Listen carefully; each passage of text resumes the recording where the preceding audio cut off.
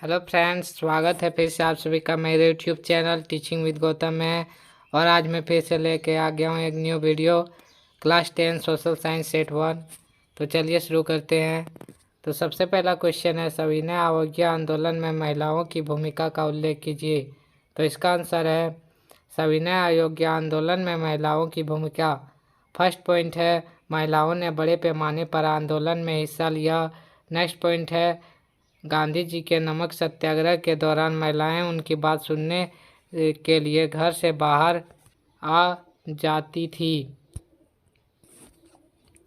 Next point है, महिलाओं ने जुलूसों में हिस्सा लिया, नमक बनाया, विदेशी कपड़ों व शराब की दुकानों की पैकेटिंग की, बहुत सारी महिलाएं जेल भी गई।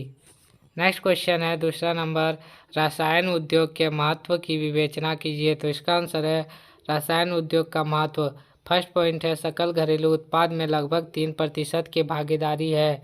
नेक्स्ट पॉइंट है, अकार्बनिक रसायनों का उर्वरक, कृत्रिम वस्त्र, प्लास्टिक, रंग रोगन, डाई, कांच, साबुन आदि में प्रयोग होता है। नेक्स्ट पॉइंट है तीसरा पॉइंट, अकार्बनिक रसायनों में पेट्रो रसायन शामिल है जो कृत्रिम वस्त्र, कृत्रिम रबर, प्लास्टिक, दवाइयाँ आदि में प्रयोग होता है। नेक्स्ट क्वेश्चन है, भारत में राजनीतिक दलों में सुधार हेतु कोई 2 उपाय बताइए। तो इसका आंसर है भारत में राजनीतिक दलों में सुधार के उपाय। तो फर्स्ट पॉइंट है, दल बदल कानून को मजबूत करने की ज़रूरत है। नेक्स्ट पॉइंट है, राजनीतिक दलों के आंतरिक कामकाज को व्यवस्थित करने के लिए कानून बनाया जाना चाहिए। नेक्स्ट पॉइंट है, राजनीतिक दल महिलाओं को एक खास अनुपात में जरूर टिकट दें। नेक्स्ट पॉइंट है, चुनाव का खर्च सरकार उठाए। नेक्स्ट क्वेश्चन है चौथा नंबर, मिलान कीजिए। तो ये सब दोनों स्तंभ का और रखा दिया है, इसको मिलान करना है। तो इसका देख सकते हैं आंसर है बैंकों द्वारा दिया गया ऋण। तो इसका आंसर होगा बी, औपचारिक स्रोत। इसको यहाँ मिलाना है इसे। नेक्स्ट क्वेश्चन है, वस्तु के बदले वस्तु का लेन देन। तो इसका आंसर है सी, यहाँ मिलाना है इसे। नेक्स्ट क्वेश्चन है पाँचवा नंबर, सीमांत सड़कों का महत्व लिखिए।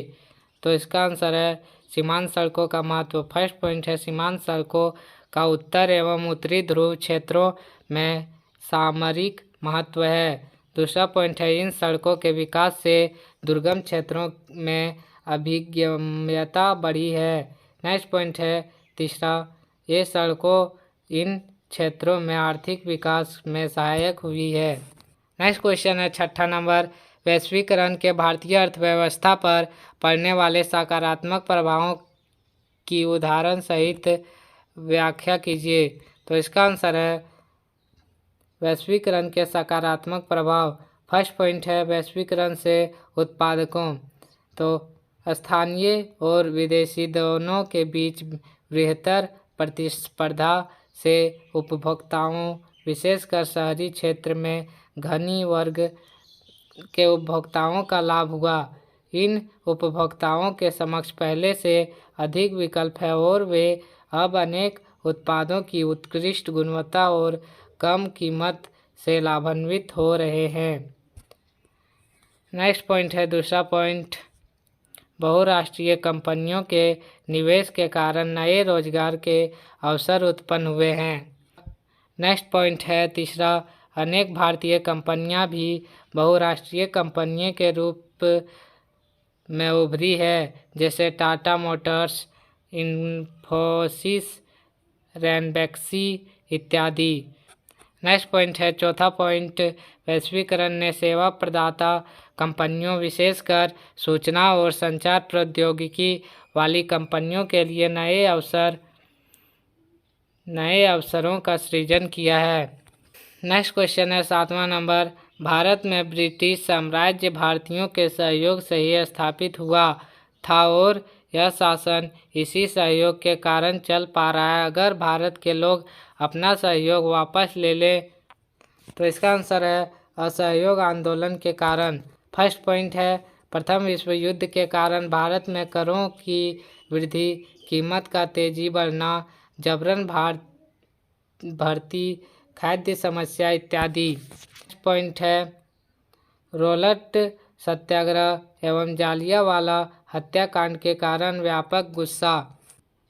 नेक्स्ट पॉइंट है तीसरा पॉइंट तुर्की पर कठोर संधि थोपे जाने के अफवाहें। इसके बाद मोहम्मद अली और शौकत अली के साथ साथ कई युवा मुस्लिम नेताओं ने संयुक्त जन कार्रवाई की संभावना तलाशने पर गांधी जी के साथ चर्चा शुरू कर दिया था। नेक्स्ट क्वेश्चन है 8वां नंबर लोकतंत्र आर्थिक असमानताओं कम करने में सफल नहीं रहा है, क्या आप इस कथन से सहमत हैं? न्यायोचित ठहराइए। इसका आंसर है लोकतंत्र और आर्थिक असमानता। तो इसमें पहला पॉइंट है 1950 से 2000 के बीच सभी लोकतांत्रिक शासनों और तानाशाहियों के कामकाज की तुलना करने आर्थिक समृद्धि मामले में तानाशाहियों का रिकॉर्ड थोड़ा बेहतर है। नेक्स्ट पॉइंट है दूसरा पॉइंट लेकिन केवल इसी आधार पर लोकतंत्र को खारिज नहीं किया जा सकता क्योंकि आर्थिक विकास कारकों जैसे देश की जनसंख्या का आकार, वैश्विक स्थिति, अन्य देशों से सहयोग और देश द्वारा तय की आर्थिक प्राथमिकताओं पर भी निर्भर करता है। नेक्स्ट पॉइंट है तीसरा पॉइंट हालांकि लोकतांत्रिक व्यवस्थाएं आर्थिक असमानताओं को कम करने में ज़्यादा सफल नहीं हुई है, लेकिन इसके बावजूद लोकतांत्रिक व्यवस्थाएं ही बेहतर है क्योंकि इसके अन्य कई सकारात्मक फायदे हैं। नेक्स्ट पॉइंट है चौथा पॉइंट भारत जैसे लोकतांत्रिक देश में गरीबी लगातार घटी है, मध्य वर्ग की आय बढ़ी है। नेक्स्ट क्वेश्चन है 9 नंबर राजनीतिक दलों का उदय प्रतिनिधित्व पर आधारित लोकतांत्रिक व्यवस्था के उभार के साथ जुड़ा है, क्या आप सहमत हैं? अपने उत्तर के समर्थन में तर्क दीजिए। तो इसका पहला पॉइंट है बड़े समाज के लिए प्रतिनिधित्व आधारित लोकतंत्र की ज़रूरत होती है। दूसरा पॉइंट है जब समाज बड़े और जटिल हो जाते हैं तब उन्हें विभिन्न मुद्दों पर अलग अलग विचारों को समेटने और सरकार की नज़र में लाने के लिए किसी माध्यम या एजेंसी की ज़रूरत होती है। नेक्स्ट पॉइंट है तीसरा पॉइंट विभिन्न जगहों से आए प्रतिनिधियों को साथ करने की ज़रूरत होती है ताकि एक जिम्मेवार सरकार का गठन हो सके। नेक्स्ट पॉइंट है चौथा पॉइंट सरकार का समर्थन या उस पर अंकुश रखने, नीतियां बनवाने और नीतियों का समर्थन अथवा विरोध करने के लिए उपकरणों की ज़रूरत होती है। नेक्स्ट क्वेश्चन है 10वां नंबर बैंकों एवं सहकारी समितियों को भारत के ग्रामीणों क्षेत्रों में साख की गतिविधियों को बढ़ाने की आवश्यकता है, उचित तर्कों के साथ कथन की व्याख्या कीजिए।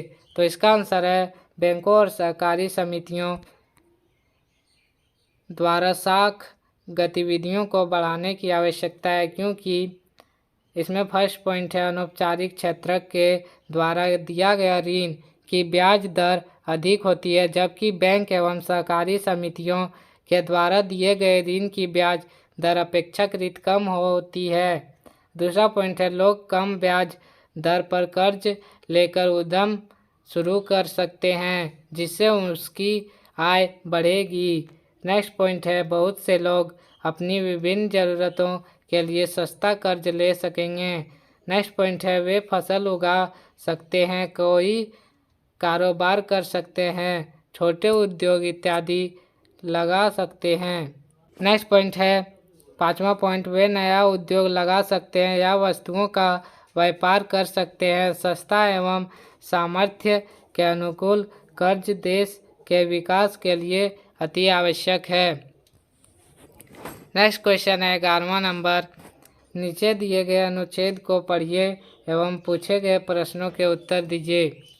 तो इस अनुच्छेद को पढ़ लीजिएगा आप लोग, हम आंसर बताते हैं सीधा डायरेक्ट। इसमें सबसे पहला क्वेश्चन है डोमिनियन स्टेटस क्या था। तो इसका आंसर है डोमिनियन स्टेटस का अर्थ है ब्रिटिश शासन के अंदर ही संवैधानिक व्यवस्था। नेक्स्ट क्वेश्चन है दूसरा क्वेश्चन गोलमेज सम्मेलन क्यों आयोजित किया गया। तो इसका आंसर है भारत में भावी संविधान चर्चा करने के लिए गोलमेज सम्मेलन का आयोजन किया गया था। नेक्स्ट क्वेश्चन है तीसरा क्वेश्चन 1929 में कांग्रेस के लाहौर में हुए अधिवेशन का महत्व बताइए। इसका आंसर है 1929 में कांग्रेस के लाहौर में पूर्ण स्वराज की मांग को औपचारिक रूप से मान लिया गया। इस अधिवेशन में यह तय किया गया कि 26 जनवरी 1930 को स्वतंत्रता दिवस के रूप में मनाया जाएगा और उस दिन लोग पूर्ण स्वराज के लिए संघर्ष की शपथ लेंगे। दोस्तों वीडियो पसंद आए तो लाइक करें, चैनल को सब्सक्राइब करें। मिलता हूँ इसी तरह के वीडियो के साथ, तब तक के लिए गुड बाय।